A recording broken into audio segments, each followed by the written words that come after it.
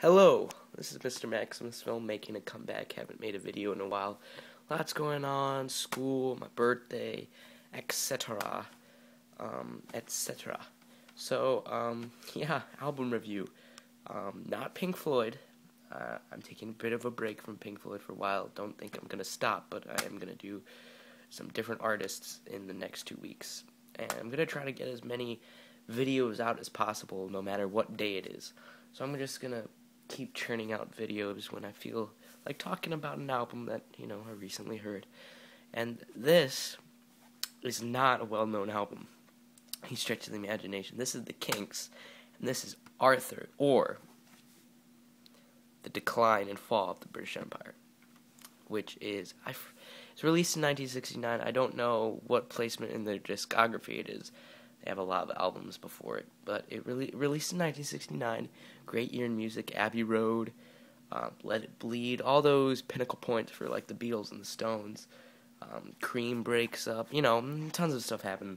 And this is sort of what the Kinks did at that time. So the Kinks weren't very popular at this point at all.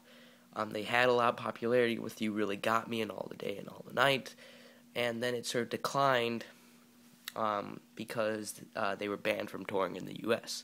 So their popularity sort of went down the toilet, and they didn't have any hits.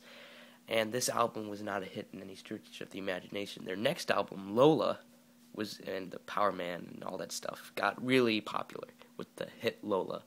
This doesn't really have any hits except for Victoria, but it's a really great album. It's considered one of their best. It's a concept album. Talking about a stereotypical person living in modern England and him daydreaming about what England used to be like and sort of the loss of the British culture is basically what this is about. It's very starch and very English, as you could probably tell by the title. So, I'm not all that familiar with every little track bit on this album. I've only listened to it about 3 times, but I think it's really good. I think there's a lot of good moments. There's not a weak track on this album. Each track is very strong, and a lot of little melodies and themes are carried out throughout the entire album. In terms of musical themes are often repeated. And so it's a very strong concept album. Victoria is talking about Victoria is sort of this very energetic, sort of old type of rock and roll sort of song, just getting you pumped up for the rest of the album. That's talking about, of course, Queen Victoria and old sort of English customs. There's, slower songs like Driving, which is sort of this rolling, sort of guitar-heavy sort of song. And sort of this, there's always this sort of, because they use a lot of trumpets in this album, there's a lot of backing trumpets, and so it has this sort of epic feel throughout the entire thing. Each song has, these trumpets going through it, especially like Shangri-La, the chorus is very grandiose and very epic. So it can get rather epic in some places, but it's also very energetic in a lot of places like Brainwashed, Victoria. So it's a very energetic, sort of strong album. Not a lot of depressing moments here. Even though the themes are very depressing. So it's very happy, sort of pumping music. But yet at the same time, it's talking about, the loss of Englishness, the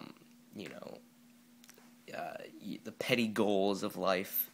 So it's very depressing in terms of the lyrics. But it's really not depressing in terms of the music.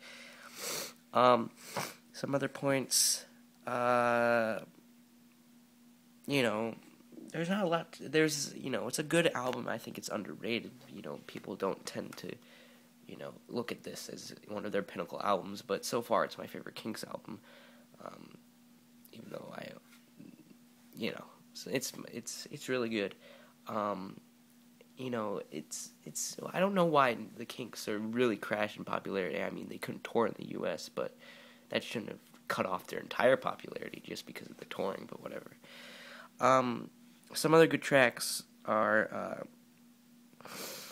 Australia, which gets into this really good groove and vibe at the ending, sort of this jam, which is really nice. Nothing to Say is also good. It has some nice piano introduction at the beginning. The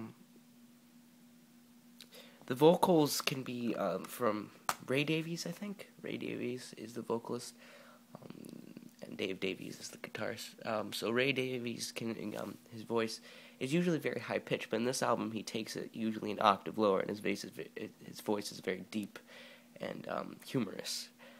It's kind of a satirical album of looking at the British Empire and its history and everything. But it's also sort of serious in some ways, talking about how it's losing its culture as it gets more modernized. So that is sort of an overview of the album. Looking at the packaging, it's this sort of collage. In the front, it has the Kinks with a man holding Kinks, some doves, a picture of the band, and a sort of a coffee cup with Arthur. This is the CD, pictures of the band, track listing, pretty simple. The cover isn't the most striking thing in the world. It's nice though. Has sort of this cloud. I like that little cloud thing. So score. I would give this album a 4 out of 5. The only qualms I have is, what's that song called? She Bought a Hat Like Princess Maria is kind of boring. It's still a strong track. I mean, the weak track, what I mean is but if there was a track that I would take away from the album, it would be that. And so yeah, it's very I don't want to say groovy, but the album gets into a lot of good jams and jives and grooves, while maintaining some sort of seriousness throughout the entire thing. So it's a very strong album. Recommend getting it. This is the first Kinks album I have, and there you go. This is Mr. Maxim's Film. I'm back. I'm reviewing. I'm going to try to get into a groove, reviewing albums, and I will see you hopefully next week. And in terms of feedback, subscribe and all that jazz, and leave a comment. Not because, I want to be the most popular thing. No, it's because I like to hear feedback, and I like to hear what you thought. I like to hear what you want me to review next. So, leave feedback. So this is Mr. Maxim's Film. This is the Kinks' Arthur, and I will go.